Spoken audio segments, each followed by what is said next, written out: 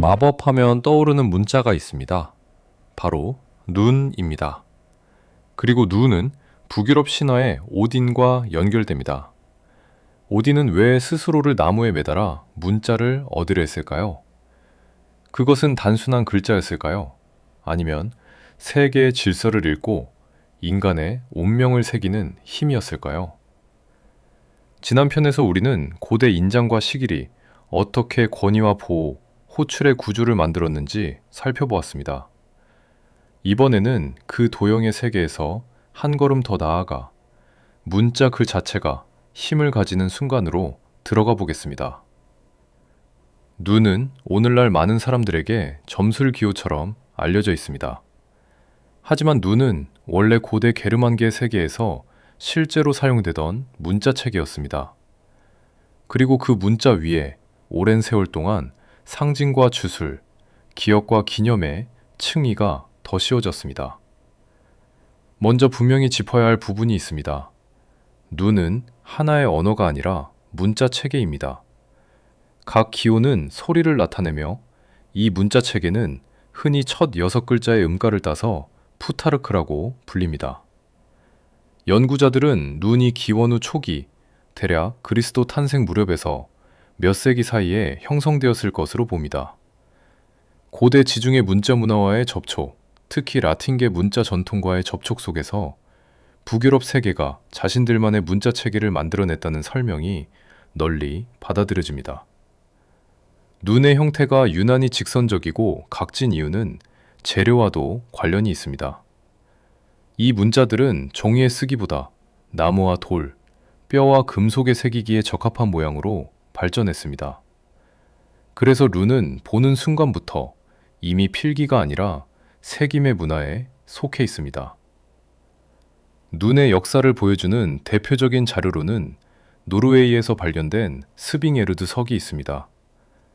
이 유물은 발굴 맥락과 방사성 탄소 연대를 통해 대략 서기 1세기에서 3세기 사이로 올라갈 가능성이 제시되며 초기 룬 문자 연구에 매우 중요한 자료로 평가됩니다. 이 발견은 눈이 바이킹 시대보다 훨씬 이전부터 북유럽 세계에 자리 잡고 있었음을 다시 보여주었습니다. 가장 널리 알려진 룬의 초기 체계는 24개의 문자로 이루어진 엘더 푸타르크입니다. 대중적으로 룬 의미라고 소개되는 많은 해석은 사실 이 24문자 체계를 중심으로 재구성된 경우가 많습니다. 하지만 이것이 곧바로 바이킹 시대의 표준 체계와 완전히 같다고 생각하면 곤란합니다. 스칸디나비아에서는 언어 변화에 맞추어 대략 8세기 무렵 이후 16자 체계의 영거 푸타르크가 널리 쓰이게 됩니다. 흥미로운 점은 소리가 더 복잡해졌는데도 문자의 수는 오히려 줄어들었다는 것입니다. 그 결과 하나의 룬이 여러 소리를 함께 대표하는 일이 많아졌습니다.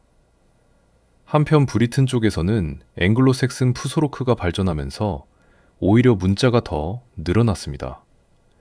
고대 영어의 소리를 더 세밀하게 나타내기 위해 28자, 이후에는 33자 가까이 확장되기도 했습니다. 즉, 룬은 하나의 고정된 세트가 아니라 지역과 시대에 따라 달라지는 문자 전통이었습니다. 룬은 바이킹 시대에만 존재한 것이 아닙니다. 북유럽에서는 중세 후반까지도 룬이 사용되었고 어떤 지역에서는 더 오랫동안 남아 있었습니다. 즉, 룬은 신화의 유물인 동시에 매우 오래 지속된 실제 문자 문화였습니다. 보통 사람들이 가장 쉽게 떠올리는 것은 룬스톤일 것입니다. 룬스톤은 종종 죽은 이를 기리는 기념비였고 때로는 가문의 권위와 기억을 풍경 속에 세우는 장치였습니다. 눈에 잘 띄는 장소에 세워졌다는 점에서 그것은 묘비이면서 동시에 사회적 선언이기도 했습니다. 그러나 룬은 거대한 돌에만 새겨진 것이 아닙니다. 목재, 뿔, 빛, 무기, 일상 소지품에도 룬은 새겨졌습니다. 스웨덴 역사박물관 자료에는 빛에 푸타르크를 새긴 예가 소개되는데 그것은 교육용 흔적일 수도 있고 보호의 의미를 띠는 장치일 수도 있습니다. 룬 비문은 때때로 여행, 죽음, 전투, 가족관계, 먼 땅에서의 사건을 기록합니다. 누가 누구를 기리기 위해 이 돌을 세웠는지, 누가 어디까지 갔다가 돌아오지 못했는지, 그런 구체적인 삶의 흔적이 룬 안에 남아 있습니다. 그래서 룬은 신비의 기호이기 전에 먼저 사람의 목소리를 붙잡아 두는 기록이었습니다. 이 점이 매우 중요합니다. 룬을 이해하려면 그것을 추상적 상징으로만 보지 말고 손으로 새겨 넣는 행위로 보아야 합니다. 칼끝이 표면을 파고들고 힘과 호흡이 선의 방향을 결정하며 재료의 저항이 문자 모양을 바꾸는 것입니다. 룬은 소리이면서 동시에 흔적입니다. 이제 역사에서 신화로 넘어가 보겠습니다.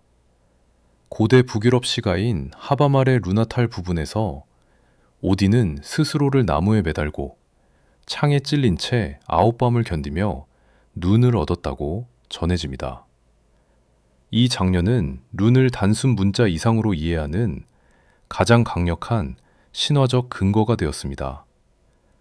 여기서 룬은 읽는 기술이 아니라 대가를 치르고 획득하는 지식으로 등장합니다. 하지만 이 장면은 역사 기록이 아니라 신화 전승입니다. 따라서 우리는 이것을 사실 기사처럼 읽기보다 북유럽 세계가 룬을 어떤 종류의 힘으로 상상했는지를 보여주는 상징적 장면으로 읽어야 합니다.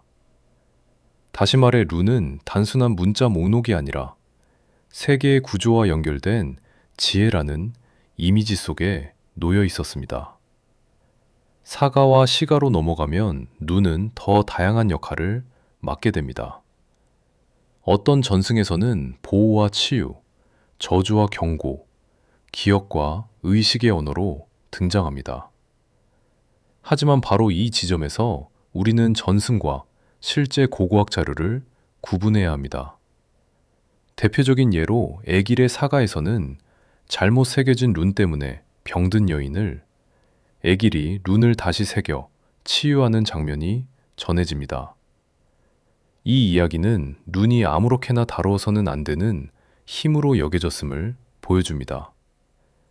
동시에 이것은 사가 문학의 서사이므로 역사적 사건 그 자체라기보다 후대가 룬을 이해한 방식의 증거로 읽는 편이 더 적절합니다. 실물 자료 가운데는 보다 직접적으로 보호와 저주의 뉘앙스를 띠는 경우도 있습니다. 덴마크의 글라벤드루 부석은 이 비를 훼손하거나 다른 목적으로 옮기는 자에게 저주가 닥치기를 바라는 문구로 유명합니다. 이런 비문은 룬이 단순 정보 전달을 넘어서 사회적 금기와 상징적 위협을 새기는 도구가 될 수 있었음을 보여줍니다. 학술 자료를 보면 룬은 실제로 부적과 아물렛의 형태로도 나타납니다. 특정 짧은 어구나 반복되는 상징어, 보호를 암시하는 도형과 함께 룬이 새겨진 사례들이 보고되어 있습니다. 이런 자료들은 룬이 실용 문자였을 뿐 아니라 때에 따라서는 보호와 치유를 기대하는 대상에도 새겨졌음을 보여줍니다. 특히 학술적으로 주목되는 것은 치유와 보호 관련 비문입니다. 질병이나 해로운 존재를 물리치려는 문매, 병과 통증을 몰아내려는 표현, 보호를 청하는 짧은 기도성 문구 등이 룬 자료 속에 나타납니다. 다만 모든 짧은 비문을 무조건 마법으로 읽는 것은 위험하며 맥락과 재질, 출토 위치를 함께 보아야 합니다. 이 지점이 가장 중요합니다. 룬에는 분명 일상적 기록이 많습니다. 이름, 기념, 소유, 여행, 농담, 낙서 같은 현실적인 용도도 아주 많습니다. 따라서 룬을 모두 마법으로 환원하는 것도 틀리고 반대로 모든 주술적 가능성을 부정하는 것도 틀린 이야기입니다. 이제 많은 분들이 가장 궁금해하는 영역으로 들어가겠습니다. 오늘날 널리 알려진 룬 의미 해석은 엘더 푸타르크를 중심으로 정리된 경우가 많으며 역사 자료와 후대 전승, 현대 오컬트 해석이 함께 섞여 있습니다. 따라서 지금부터 설명할 키워드들은 절대적 번역이라기보다 상징적 읽기의 지도라고 이해하시면 좋겠습니다. 폐우는 흔히 재산, 이동하는 가치, 흐름의 에너지와 연결됩니다. 우르즈는 원초적 힘, 체력, 생명력, 밀고 나가는 추진력으로 자주 해석됩니다. 하나는 소유와 순환의 문제를, 다른 하나는 몸과 의지의 문제를 상징하는 셈입니다. 안수지는 말, 영감, 신적 메시지, 해석의 순간과 연결되는 경우가 많습니다. 라이도는 길, 움직임, 여정, 올바른 방향성과 질서를 상징하는 룬으로 읽힙니다. 생각과 언어가 길을 만나면 그것은 곧 의도 있는 이동이 됩니다. 케나즈는 횃불, 드러남, 배움, 어둠 속에서 무언가를 보게 되는 순간을 상징합니다. 계보는 교환, 선물, 관계, 일방향이 아닌 상호성의 질서를 떠올리게 합니다. 빛은 혼자서만 존재하지 않고 언제나 누군가와 무엇인가를 연결합니다. 하갈라즈는 타개적 충격, 통제할 수 없는 변화, 외부에서 닥쳐오는 균열을 상징하는 경우가 많습니다. 나우디즈는 결핍, 압박, 필요, 제약 속에서 버티며 형태를 만드는 힘과 연결됩니다. 이 두 룬은 편안함보다 시련의 문법에 가깝습니다. 이사는 정지, 응축, 멈춤, 얼어붙은 시간의 감각을 떠올리게 합니다. 예라는 계절의 순환, 수확, 시간이 돌아 결국 결실에 이르는 흐름을 상징합니다. 멈춤과 순환은 서로 반대 같지만 사실 같은 시간의 다른 얼굴입니다. 에이와즈는 축, 전환, 견딤, 경계의 통과를 상징하는 룬으로 자주 읽힙니다. 알기즈는 매우 널리 보호의 기호로 알려져 있습니다. 그래서 현대 실천에서는 이 두 룬이 경계와 수호의 맥락에서 자주 함께 언급됩니다.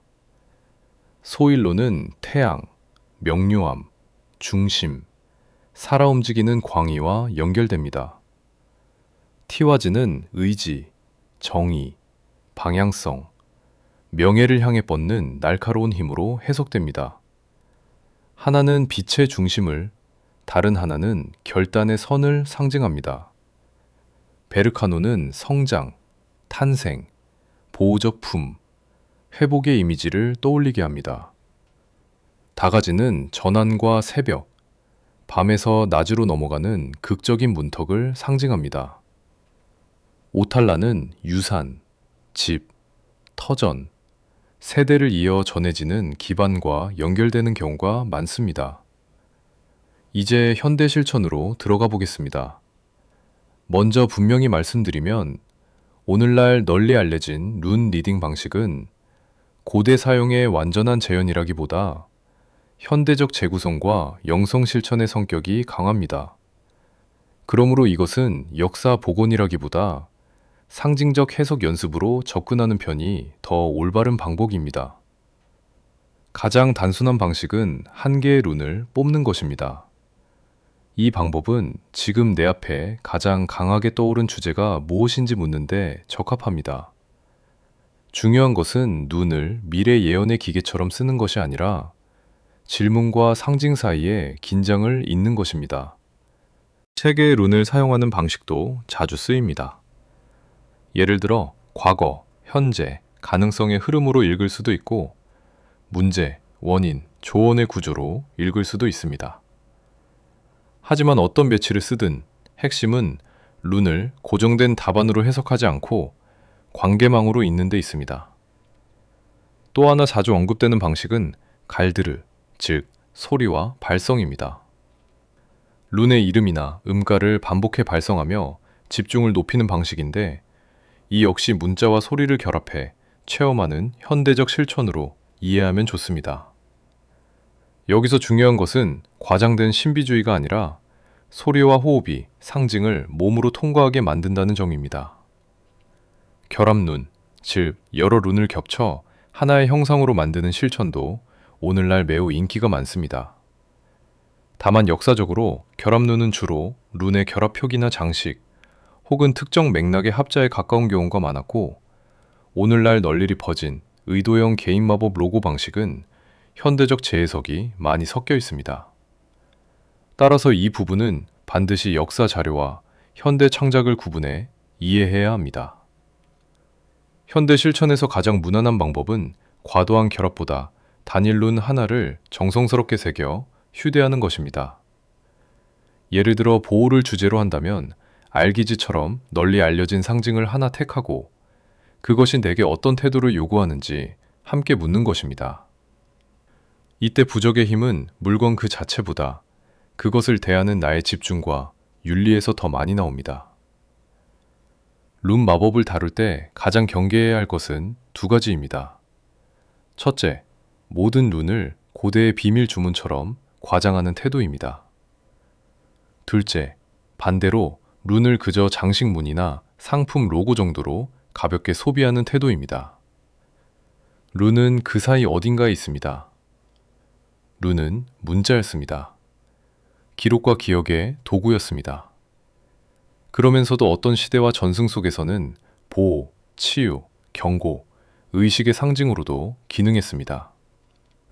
그래서 룬을 이해한다는 것은 기호 하나의 뜻을 외우는 일이 아니라 문자와 세계관의 관계를 잇는 일에 가깝습니다. 오늘 우리는 룬을 점술카드처럼 소비하는 자리에서 한 걸음 물러나 그것이 원래 어떤 문자였고 어떻게 상징의 힘을 얻었는지 살펴보았습니다. 다음 편에서는 이 흐름을 이어 힘을 담는 물건과 부적의 구조로 넘어가 보겠습니다. 문자는 새겨지고 상징은 기억되며 어떤 것은 오랜 시간 끝에 다시 우리를 부릅니다. 오컬트에 대한 지식을 넓히는데 영상이 도움이 되셨다면 구독과 좋아요, 알람 설정 해주시길 바랍니다. 더 좋은 영상을 제작하는데 강력한 힘이 됩니다. 오피오, 오컬트로즈였습니다. 감사합니다.